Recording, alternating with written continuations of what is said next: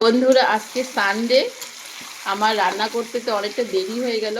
Chicken আনা হয়েছে, chicken রান্না হচ্ছে।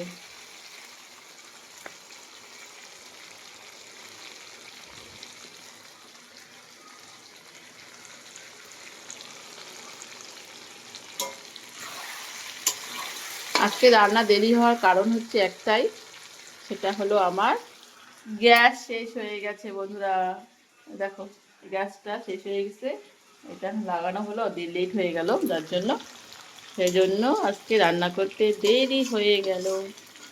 চিকেন, কে কে পছন্দ করো চিকেন খেতে? কমেন্ট করে জানাও আমাকে। দেখো, বড় বড় আলু, বড় বড় মাংসের পিস।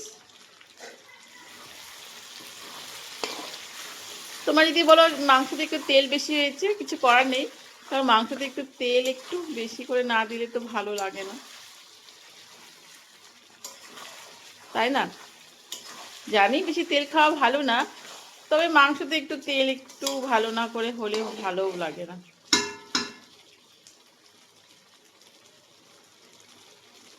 তাই বলো, কালারটা কেমন লাগছে তোমাদের?